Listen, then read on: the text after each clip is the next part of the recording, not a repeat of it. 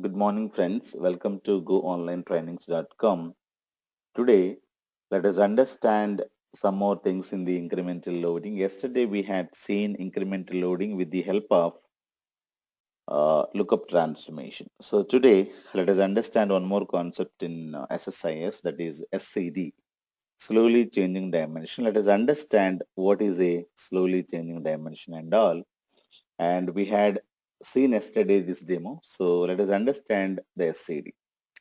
This is used to capture the history of the row. This is used in the data warehousing technologies, and there are three types of SCDs are available. One is type 0, and that is changes treated as errors, and you have type 1 SCD, it will overwrite the row, and you have type 2 SCD, it is going to capture the history of the row. In OLTP system, cannot store the history, and surrogate key is known as a sequence number in the data warehousing system, and SQL Server 2012 has changed data capture to store the OLTP data. Let us understand the data once again here. So let me take same the data as yesterday, and let us I have an employee table, and let us have employee ID, employee name, and employee salary. And this is my column names, and let me have some data here and say 1000, and 2 is say, let me have, see, so gender also here, and gender is male, and here we can have the salary, and we have city in which they're staying. I have some data. So John male, salary, so city or country, whatever you wanted to have, you can just maintain that.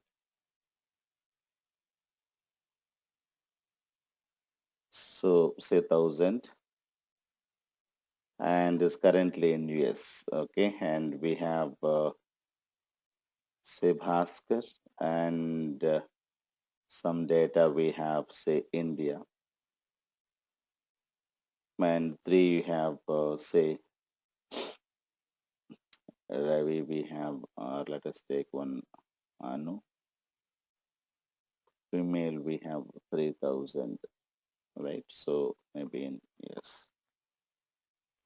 I have some data in employee table, and this is my source system. Okay, so let me take the destination system as it is with the same column names, and let me just keep it here. And this is OLTP database, and this is the table there. So let us understand OLTP means already you know. And this is what is called OLAP database, that is data warehouse database we're talking about. And the table name is say employee underscore dist, so or dimension employee, so whatever you have. So this is what is the data. Now let us understand in this table what is the data that cannot change forever till they die. What data cannot be changed at all? Now the data is could be the name of the employee and the gender data. Till they die, John, Bhaskar, Anu, till they die, this data cannot be modified at all because it is, originally they are male, male and female. So this data, the gender data, so 99.999, they cannot change until and unless they change the gender. And the name of the person also, probably people will not change the names frequently, right? So that is also, it is not going to change till they die. So this kind of a data is known as a type 0 data. So what is the meaning of type 0? Type 0 means nobody should change the errors. If you change, it is, changes treated as errors. So that is what is the we have to understand. So type 0 means changes are treated as errors. So that kind of a data, the name column, and I'm talking about gender column, it is belong to type 0 data. So nobody should change it. Are you getting my point? Now, we have some more column here, that is country column we have, and we have, so name and gender could be, I'm talking about a type 0 here, and here also we can give type 0 data. So this is what is the thing you have to put, and this can also be type 0 data because people cannot change this. And I have a country column. The country column, for example, John may transfer from US to UK, or Bhaskar may go from India to US. So Anu may come to India. So the data is getting overwritten here. I don't want to capture the old data. I wanted to override the data. If you wanted to override the data, you have to use those columns as a type 1. So I'm changing this as a type 1 attribute. So when I say type 1 attribute, what is going to happen? Here, the data is going to be overwritten. So that is the meaning of this. Okay. Now you have to understand. So here it is type 2. Type 2 means what? So whenever you change the data, the old data and the new data, both of them will get captured in the databases. So whenever you apply a type 0, type 1, type 2, accordingly, when you create SSIS package here, the SSIS package is going to capture the data based on your requirement. Okay. So it is similar to incremental loading only, plus, but you have to understand some more things. Okay. Let us go back to the normal situation. This guy is in US and say in US, and this is my date, or he's in India, right? So India, and this is in US. Okay.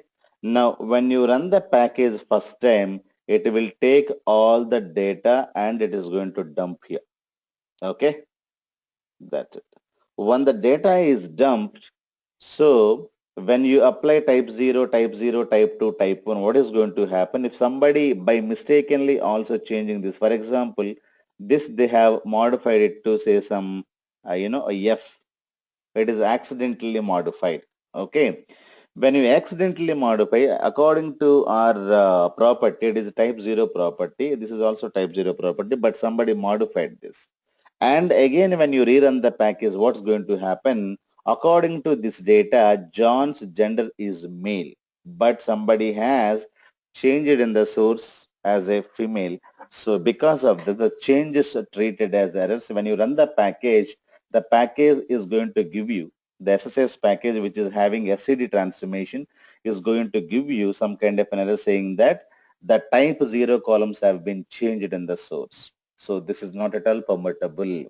So you'll get this kind of a message and you have to just come down here. You have to rectify the issues. Okay.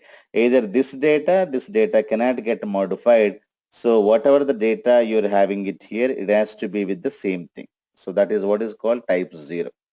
So now what is going to happen? Somebody got transferred, say John got transferred here, say from US to India. So what is going to happen when you run the package only here? So because it is a type 1 means you have to overwrite. It will overwrite the data. So here when you run the package, what's going to happen? So John's country will become India. So that's what would happen because of the changes here. And tomorrow, what is going to happen? Lata's salary has incremented, say 3,000 to 4,000.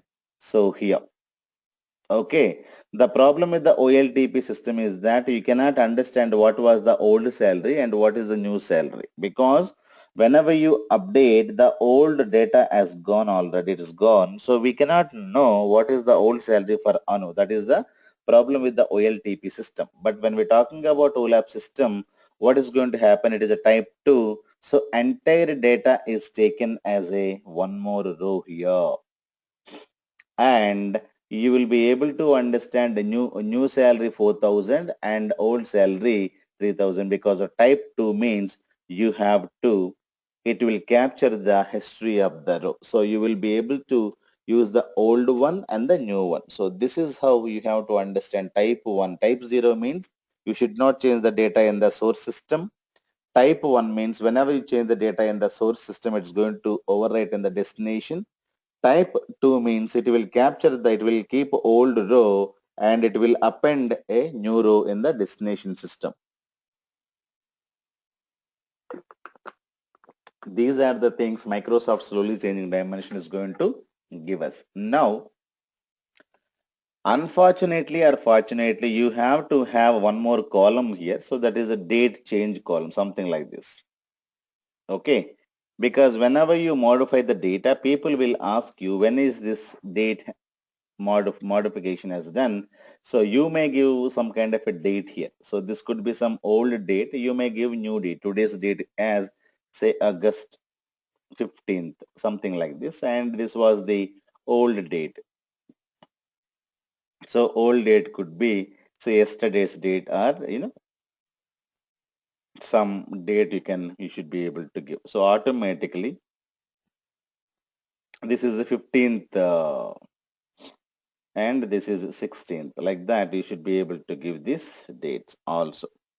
So whenever you give this kind of a date, people come to know that this is a different dates altogether, so we need not worry about it.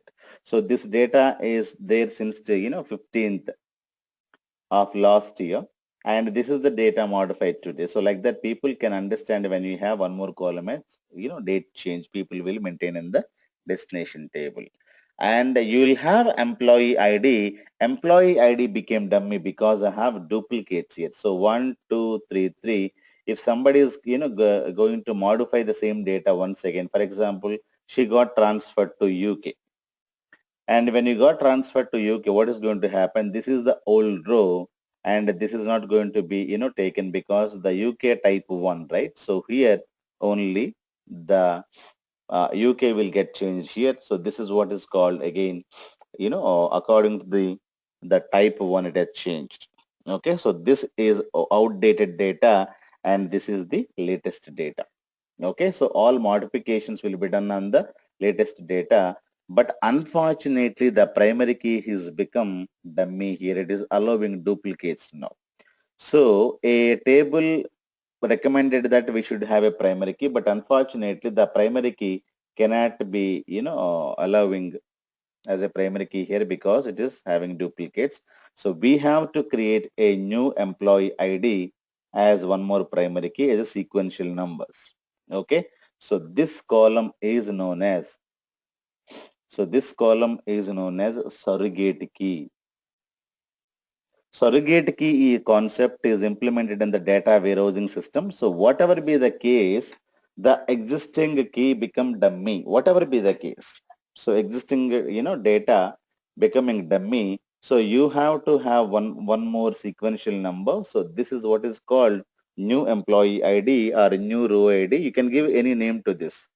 So automatically this will be known as a surrogate key. Surrogate means not real, virtual key, dummy key, but it can perform whatever, the primary key is able to do. The same thing this guy also can do it. So surrogate key is the concept.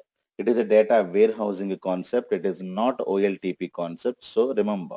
So I have given you this example in SCD. So you can have surrogate key in anywhere in the data warehousing in any table. So only thing is that uh, you don't want to use the existing primary key as a primary key. You wanted to have one more key. For example, when you go to the supermarkets and stores, there is a product barcode. So they can keep product barcode as a primary key, but they don't keep. Why? Barcode is also unique. Every product will have a unique number. But even though they have barcode, they will have a product ID as one more column. That is a primary key there. So why they're going to keep this? Because barcode numbers are very, very big numbers. So no human can read them. So for the human people, they need 1, 2, 3, 4 like that, but barcode numbers are big hexadecimal numbers. So you may ask me, why can't you treat that as a primary key? I should be able to treat this as a primary key, but the problem is that it is big numbers as a barcode number. So people will have a product ID as a surrogate key also there. So whatever be the reason, could be the number is too big, I'm not able to read, hence I'm creating a new number. So that is a surrogate key. So in our situation, whatever be the reason, here I'm maintaining the history. Because of the history, I got some duplicates. So hence I wanted to create one more key. So this is a surrogate key. So surrogacy means it is not real. That is the meaning of surrogacy. So you have to understand surrogate key is also a primary key in the data warehousing system. So this is a sequential number. So we have to place as part of the table. So this is the appropriate situation to tell you what is a surrogate key means. Surrogate key is also a sequential number stored in the data warehouse to retrieve the unique record from each and every table. So why did I declare? Because the existing thing is not working now because it should allow duplicates. Clear? So OLTP system never stores any kind of an history. That is the disadvantage of OLTP. So online transaction processing we're talking about. So OLAP or the data warehousing applications, they're supposed to maintain the new data and the old data. So this dimension means a table. So here the employee destination is a dimension. So this dimension data is slowly getting changed. So this is known as a slowly changing dimension. So all the old data and new data you supposed to capture based on type 0 and type 1 and type 2 attributes. Again, here also you have to maintain a primary key. So without a primary key, we will not be able to, get the process done. Clear? So let me quickly do a demo on this. So take a new package.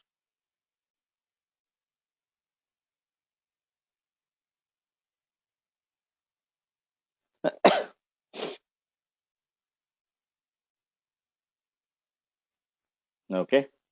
So I have some demo. Let us do this and let me create a few tables. Go here. So let me create a database called SCD and use that. And here we have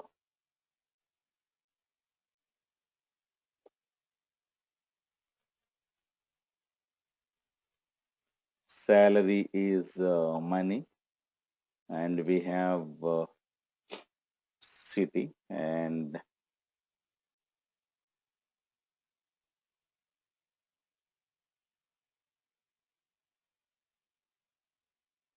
F5. And let me insert some data here. Inserted, I have EA employee ID, employee name, salary, gender, city. And let me create this table also. And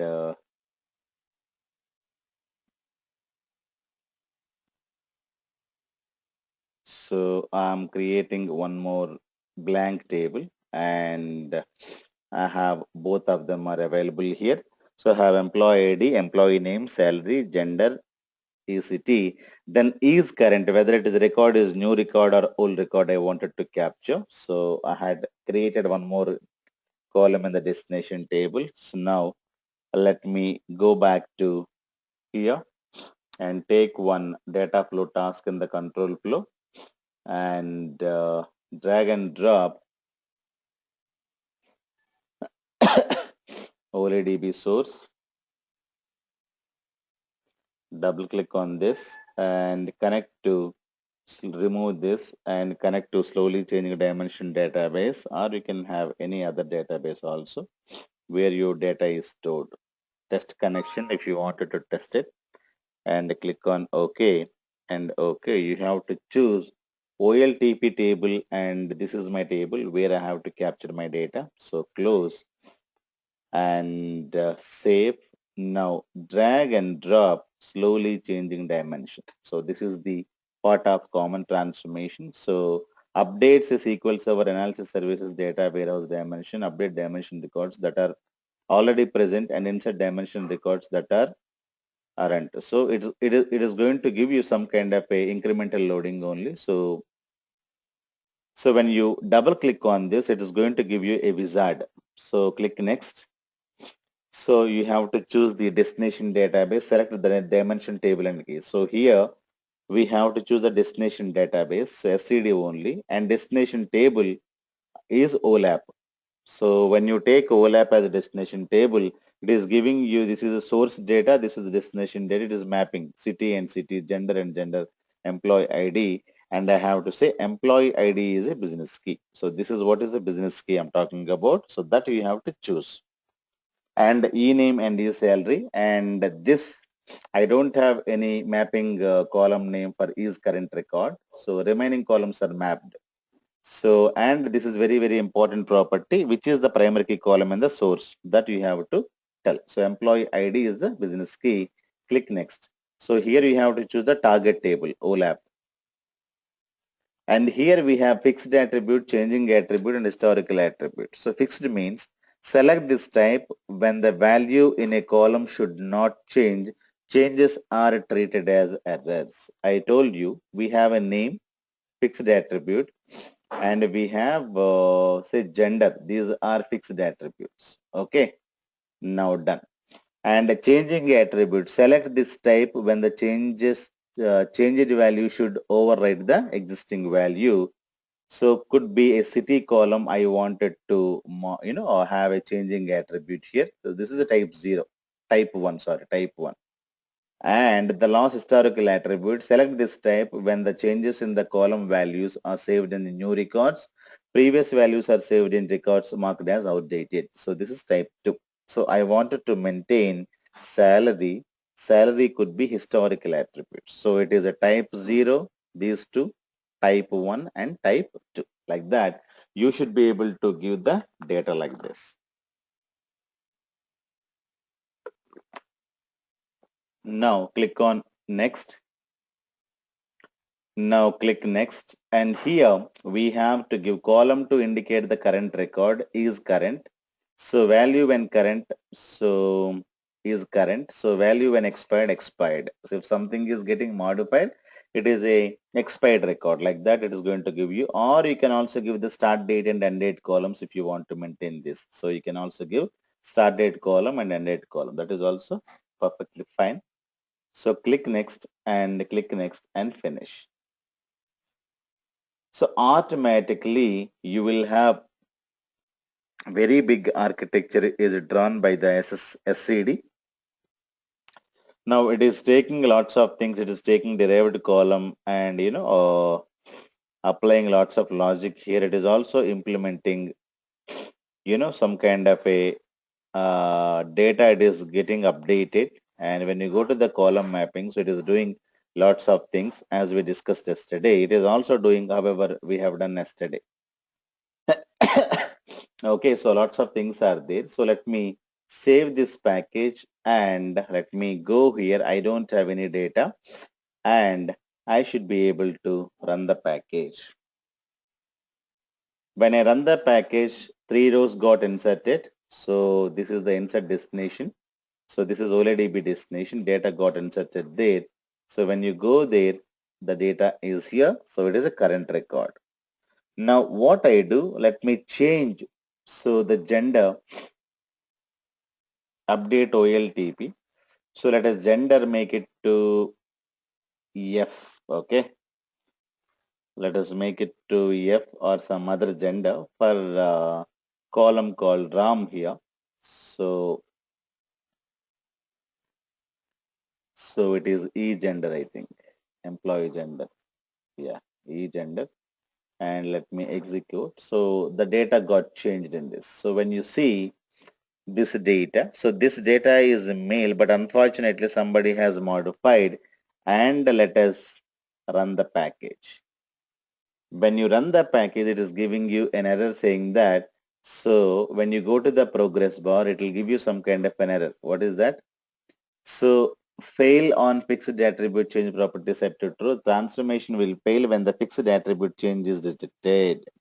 So this is what you're going to understand. So the fixed attribute value got modified. So people come to know that. So there is a data got modified either in the name column or in the gender column. So you have to revert to the changes. So go back here, you have to neatly do the modifications.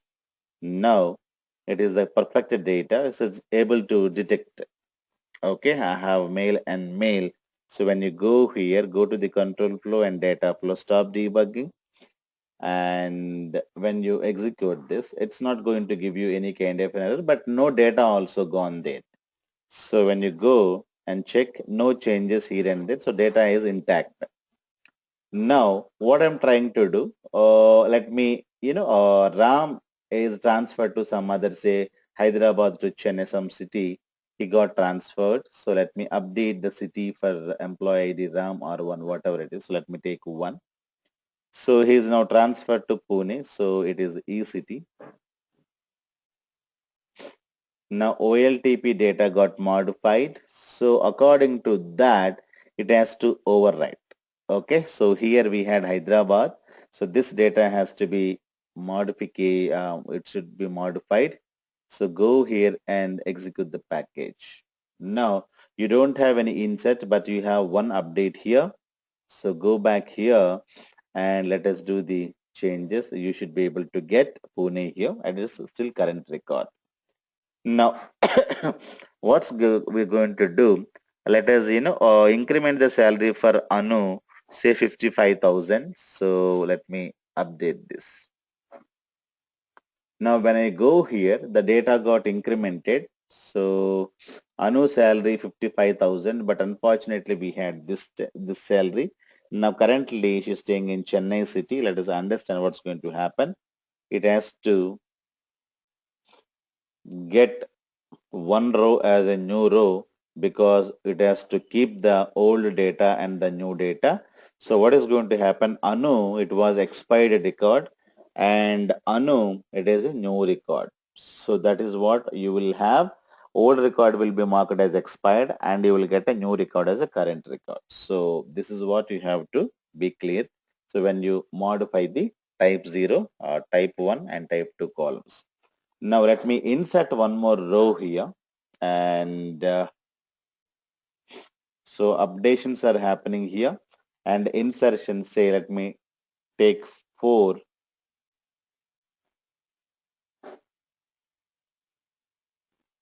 So John we have say 50 and he's in some US city, something like that. So insert it. So let me go back here.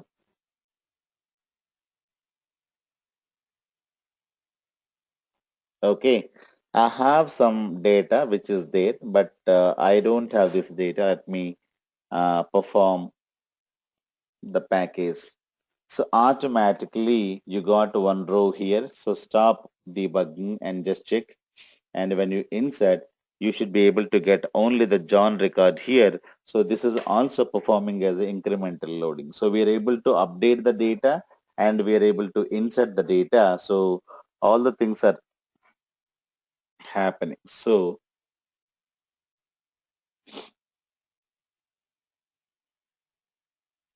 SCD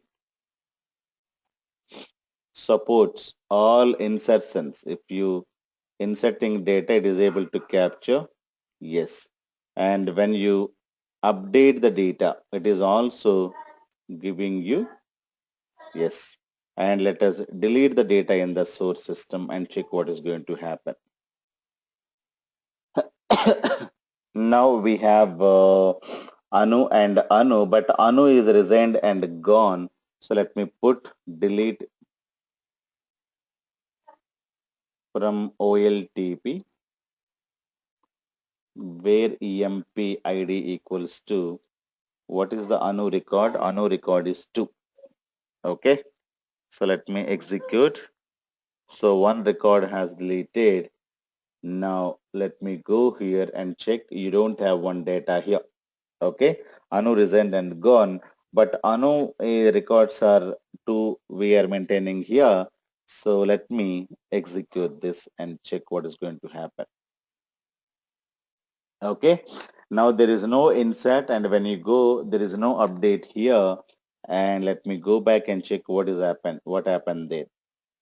So when you execute, it is not deleted any data. So what is the meaning of this? So SCD, it is not going to support deletions. Why it is not supporting deletions? Because as I told you yesterday, you should never, delete the data from the historical table. So data warehousing OLAP system meant for, history. So even though the OLTP system is not having, you should be able to maintain this kind of a data in the history, in the OLAP database. So it is not going to maintain or delete the records from the destination table. So this is what you have to understand. So it is also just like a, perform incremental loading. But apart from that, you can have extra intelligence, type 0, type 1, type 2 intelligence is added. So apart from the lookup transformation, these are the extra things you have to understand. But here, you should be able to have some kind of a negative points. Here also we have OLEDB command transformation. As we discussed, OLEDB command is going to perform incremental loadings, row by row operations.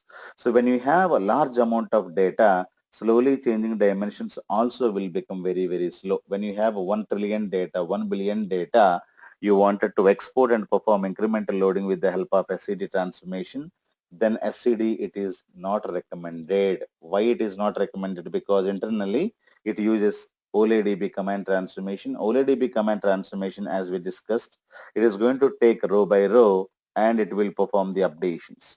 When you have little data, these are okay. But when you have large amount of data, SCD also will become very slow. Okay.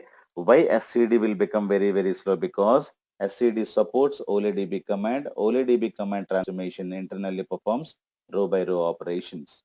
So yesterday in the lookup also we were talking about when you have a large amount of data, when you use OLEDB command, it is going to perform very slow updation. So we had removed that yesterday and we had replaced with the execute SQL task and by replacing a staging table.